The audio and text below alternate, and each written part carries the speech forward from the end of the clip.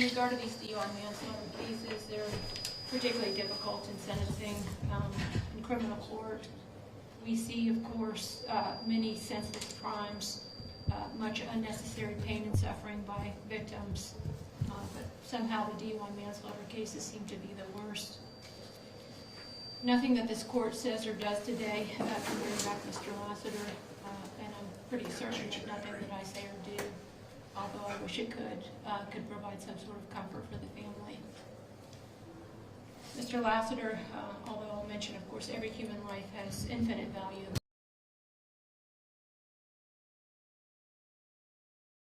And the testimony that I've heard, there's a very, very positive influence on people around him and tried to help people. So it's always sad to lose a human life, particularly one that's such a light in so many people's lives. This family, of course, will forever have the day before this happened and then the day after. And that line in the sand of delineation for them will be a prominent point in their lives that will be just infinitely sad. In this day and age where we have Uber and Lyft and everything else, all these other taxi services, I do have a difficult time sort of unwrapping why it is that we see DUI manslaughter in such a reckless disregard for human life, which is what a DUI manslaughter represents. In this particular case, the defendant is requesting a downward departure. Their burden of proof would be to show me, by the preponderance of the evidence, that the defendant requires specialized treatment for a mental disorder that is unrelated to substance abuse or addiction or for a physical disability, and that the defendant is amenable to treatment. While I credit the efforts made by the defense in regard to bringing the two very qualified doctors in to testify, this court has some concerns in regard to whether the preponderance of the evidence has been met. And candidly, when the court has questions in its mind, the reality is somebody has a burden of proof. Questions for this court, given the long history of the substance abuse by the defendant and the overlapping symptoms of the mental illness or the substance abuse, can't say by the preponderance of the evidence that it's unrelated. The substance abuse treatment clearly began long before any symptoms that they've described for me of the mental illness that they're diagnosing. In fairness, Dr. Danziger met with her, I believe, one time. Dr. Fabian met with her 3 times. And a lot of their information was based on her self-reporting. In addition to that, the state made the point across that when I'm looking at the language, it says require specialized treatment. Well, part of that specialized treatment was a mood stabilizer, which I think was pretty much conceded could be provided in the prison system. So I can't say by the preponderance of the evidence that the grounds for the downward departure have been met. Had I found that, though, I do want to go ahead and say, and answer the question of whether the court should depart. Even had the court found that the downward departure was met, this court can't say that this is the case where it should depart. The facts of this case are fairly egregious. The defendant admits to drinking vodka before driving in her kitchen while she's preparing, I guess, burritos. Her blood alcohol is very, very high. Though low level, she has some THC in her system. There's an open bottle in the front seat of the car of the vodka that she's drinking, apparently.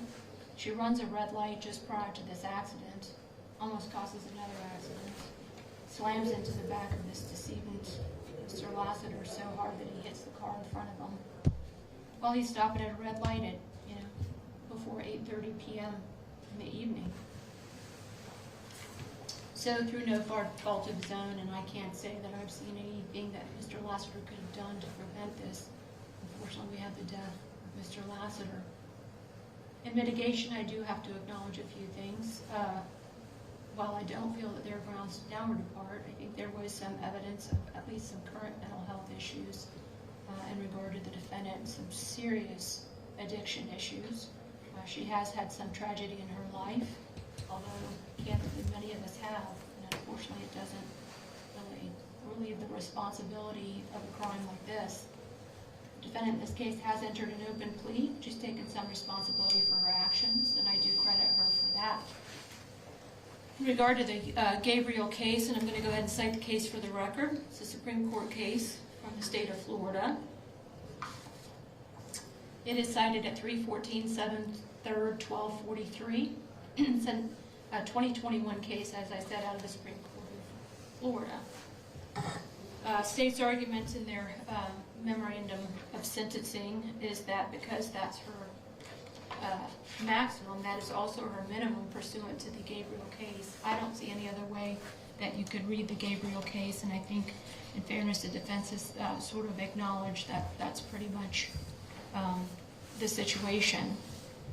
So, in regards to counts 3, 4, 5, 6, 7, and 8, is that accurate?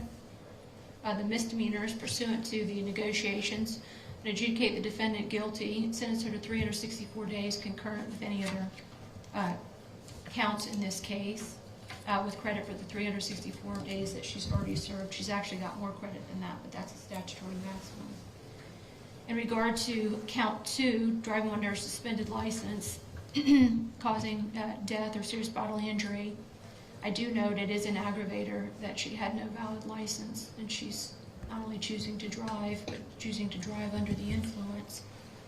Pursuant to this, and state, not to be nitpicky, but I actually come up with the amount of 10.6625 would be the minimum and the maximum. So just to clarify specifically in calculating, I'm going to adjudicate the defendant guilty, sentence her to 10.6625 years in the Department of Corrections. Her credit is 566 days, so with credit for the 566 days. On count 1, the DUI manslaughter, second-degree felony, I'm going to adjudicate you guilty. I'm going to sentence you consecutively to 7 years in the Department of Corrections to be served after the 10.6625. With, again, credit for, well, she's already gotten credit, I guess, on count 2, so that would already be applied. In regard to the remaining 8 years, I'm going to sentence you to followed by 8 years of probation, the conditions of which are following. Let me see where I get this down. There is a 4-year minimum mandatory to count 1, so the first 4 years of that term will be a minimum mandatory sentence. Conditions will be standard conditions of probation, plus she must have a substance abuse evaluation with any follow-up treatment. She must have the alcohol safety education course. If that overlaps with the substance abuse evaluation, of course, there would only be one required. Victim awareness program, 50 community service hours, $10,000 fine, and her driver's license will be permanently revoked. Otherwise, any standard fines and costs. State is not requesting cost of prosecution, cost of investigation, so I'll not be applying those. All right, does that cover everything? State? And it has no information. All right. Any questions, Ms. Sitch? All right. You have 30 days to appeal. That must be in writing with the clerk of court. If you cannot afford counsel, appoint counsel to represent you.